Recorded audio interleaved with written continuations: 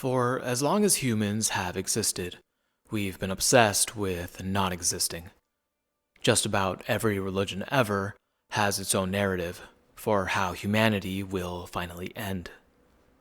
An Ipsos poll taken in 2012 found that 14% of people worldwide believed the end of the world would happen within their lifetimes. Exit Mundi is a fantastic website with a comprehensive list of just about every end-of-the-world scenario. These scenarios vary in how likely they are to happen, but they're all possible given the right circumstances. I read through the whole site. It was a lot of fun.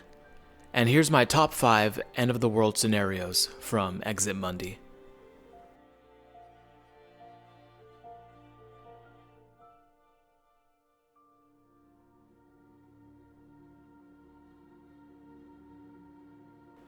Humans are, as of 2021, dependent on living on Earth.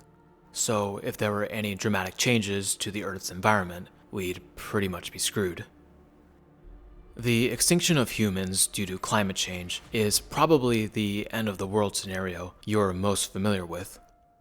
Basically, the level of carbon dioxide in the atmosphere has increased by a third due to burning of fossil fuels since the start of the Industrial Revolution. Carbon dioxide traps heat in the atmosphere, raising temperature levels on Earth. Raising temperature by even small amounts, like a single degree, has cascading effects on everything else, including melting of giant ice glaciers. It's estimated that by 2050, we may see the sea level rise up to 2.3 feet as glaciers melt. Increasing sea levels will mean some places where people live will become flooded, and climate change refugees will become a thing due to the loss of life and more extreme weather.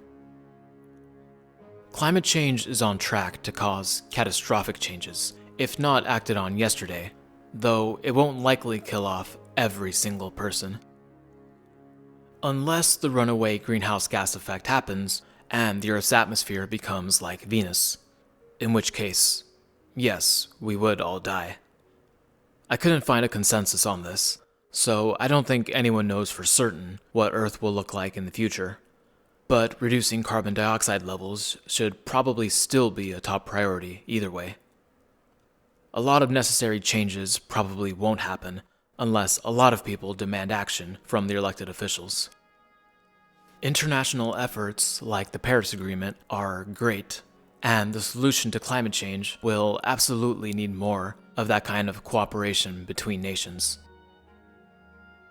And if it's not the environment making the Earth inhospitable to human life, humans can do it all by ourselves. Humanity faces a real risk of ending due to terrorism. If alt-right conspiracies have taught us anything, it's that otherwise ordinary people are capable of destructive acts of terrorism in the name of completely made-up prophecies like QAnon. The most deadly terrorist attack to date was the September 11 attacks, which killed just under 3,000 people when all was said and done. But it can get even worse than that. In 2020, Dutch security expert Victor Gevers was able to log into President Trump's Twitter account after guessing the password with Trump's campaign slogan, MAGA 2020. After personally contacting Twitter and Trump's family, he was eventually locked out of Trump's account after two-factor authentication had been enabled. Now, let's imagine that instead of a computer security expert guessing Trump's password, this was a terrorist intending to cause as much harm as possible. He could have tweeted as Trump, saying, "China has attacked us all with the China virus and killed so many Americans. As president, I have to retaliate. We have launched 50 nuclear missiles to the Chinese mainland. China will never be a problem again. MAGA."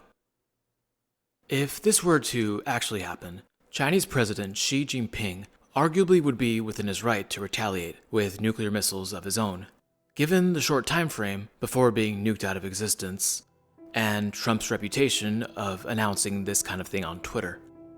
In this situation, all of humanity could be easily killed off, with the only exceptions being the 3 astronauts on board the International Space Station at the time. Whoever isn't killed in the initial blasts very well could die from the radioactive fallout and lack of resources that would come with a nuclear apocalypse.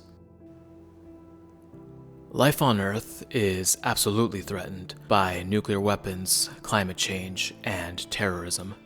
And as of 2021, none of them are showing signs of slowing down. I expect we'll be dealing with all these threats to the world for the rest of our lifetime.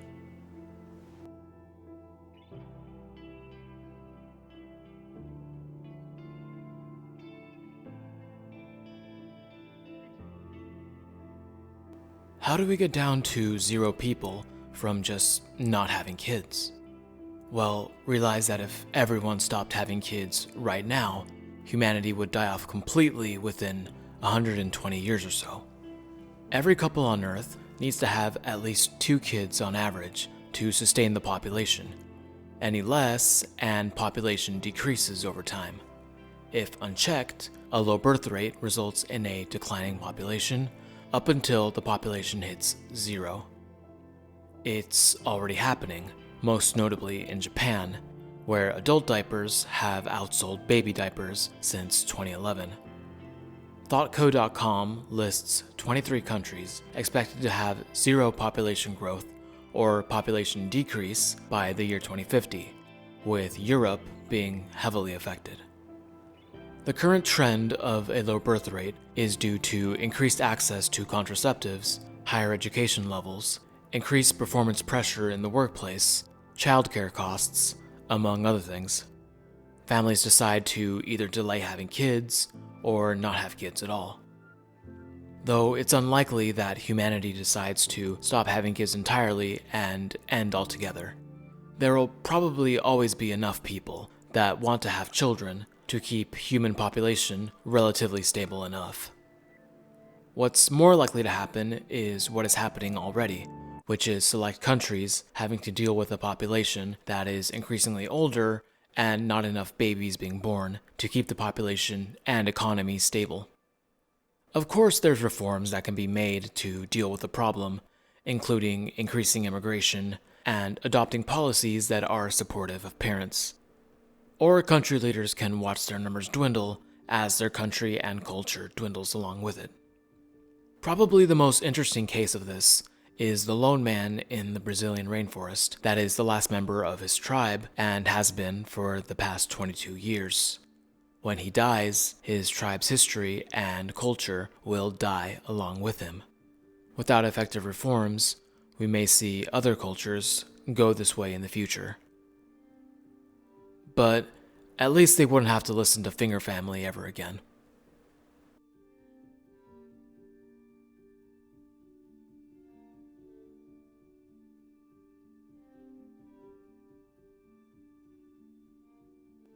It's the year 20XX, and your Neuralink by Elon Musk finally came in the mail. Now you can connect to the internet with a brain implant. Wow, it works great. You can browse dank memes without needing a mouse or a keyboard. All you need is your mind. You get pretty comfortable with this setup and start spending more and more time online. Why even bother sleeping? You can stay online then too. You start to realize that this physical body stuff is really starting to get on your nerves, needing to eat and rest and all that. Why not just get rid of these limitations by going fully digital?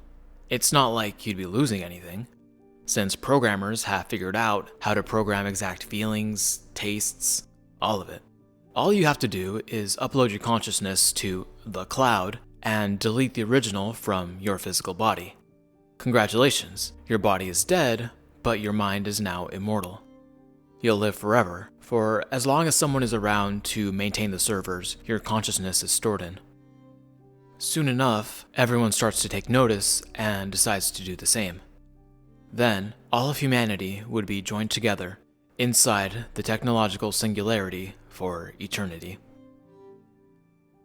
Of all the end of the world scenarios possible, this one is probably the least bad one. People would still be around, in a sense, and this ending would be by choice, rather than something forced on people. The coming of the technological singularity would resemble something like a religious ascension of humanity. We ought to start thinking right now about how we'll deal with this situation, because the technology is already here, even if it's in a very basic form, and it's only going to get better. Look at how many little kids are glued to their phones all day, and also how many adults. You bet people would jump on the chance to be even more connected to technology than they already are.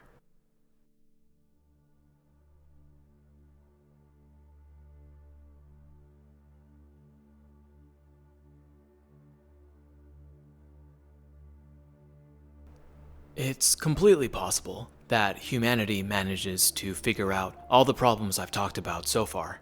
We could have a world that has solved world peace, solved economics, uses 100% clean and renewable energy, and we have social and racial justice. Good job, everyone. Even all that wouldn't help us if there's trouble in the universe outside of Earth. We'll need interstellar travel to survive. Our sun is a medium-sized star, which means it has enough fuel to go on for another 4 to 5 billion years or so, before its final destiny to expand to a red giant, shrink to a white dwarf, then slowly cool off over billions of years. That means any humans that are still on Earth at this point will die, along with any other life forms in the solar system. We'd have no choice but to colonize another solar system to survive. Another one in the Milky Way would probably do, but not forever. The other closest galaxy is the Andromeda, which is still 2.5 million light-years away. In 5 billion years, Andromeda will collide with the Milky Way galaxy, forming one single galaxy. It's not likely that Earth would physically crash with anything, given the huge distances involved. However, any living things on either galaxy would probably die in the resulting gravitational wave craziness. So, sometime between now and 5 billion years, we'll need to be capable of interstellar travel to escape the galaxy. Once we're broken free of the Milky Way, we can start exploring other galaxies to set up a new home. Of course, this sci-fi manifest destiny would take a lot of brainpower, but it's probably not impossible, especially given the extremely lenient deadline.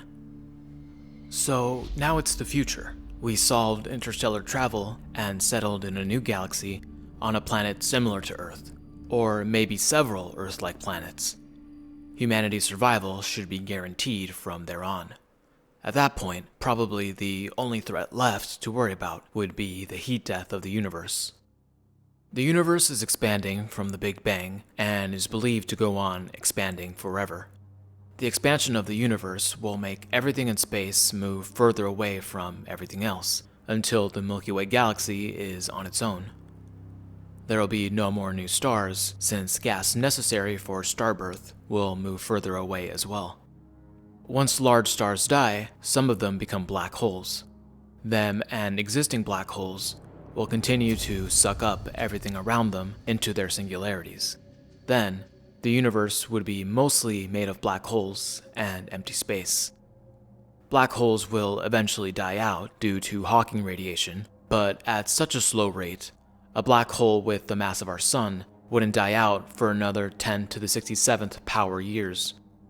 The number gets even crazier for supermassive black holes. They won't die out for another Google years, or one with 100 zeros at the end. At that time, the universe would have gone from everything we see now to a cold, empty place. Once the universe cools to just above absolute zero, we will have the heat death of the universe, or the big freeze, where nothing else can ever happen again, and the universe is frozen in time for eternity. We can never know for sure if this would be the case, or if there's another factor that would cause a different outcome. For sure though, if humanity actually survived up until the heat death of the universe after Google years, I couldn't think of a more incredible achievement.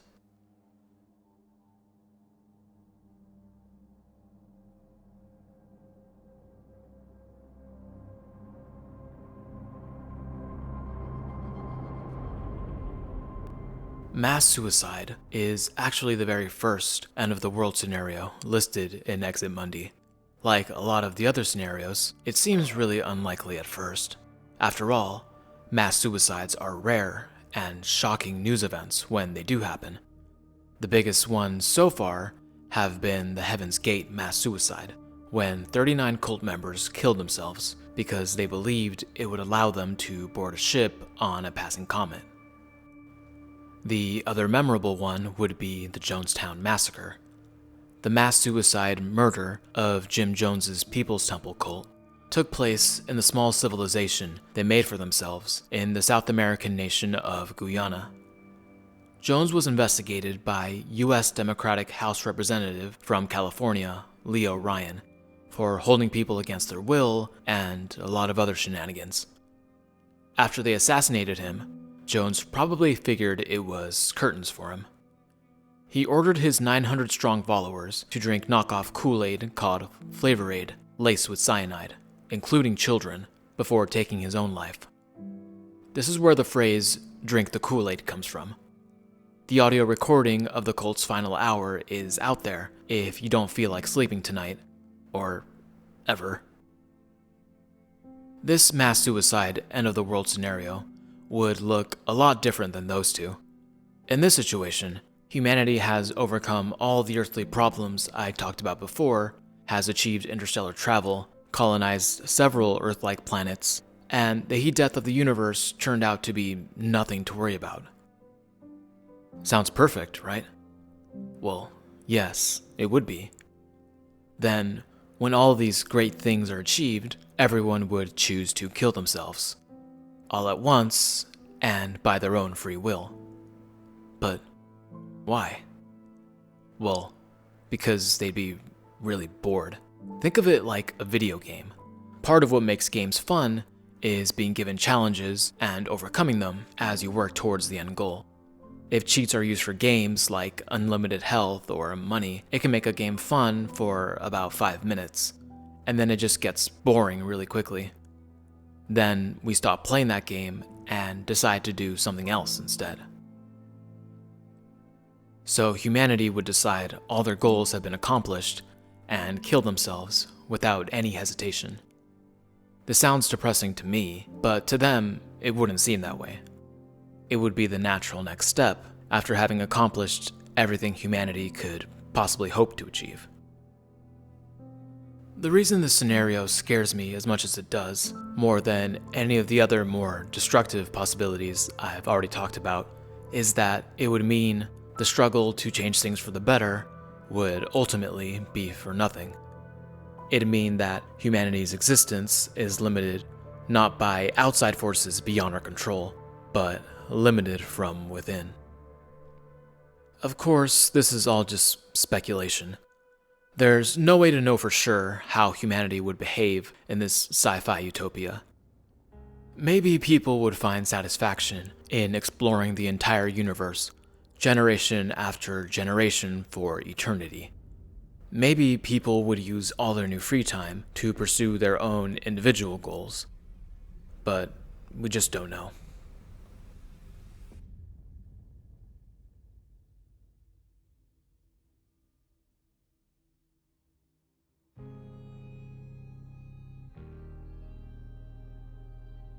My intention with this video isn't to make anyone depressed or anything like that, but rather to get people thinking about different threats to humanity so we can plan how to overcome them now while we still can.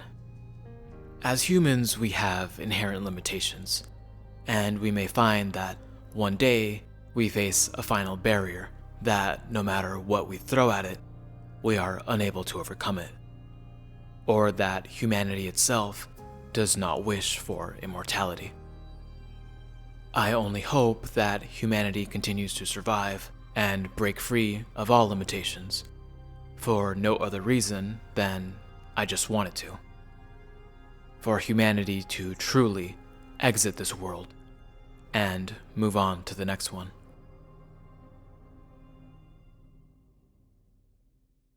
This is Cyberpunk Ramblings. Take care of yourself, and I'll talk to you later.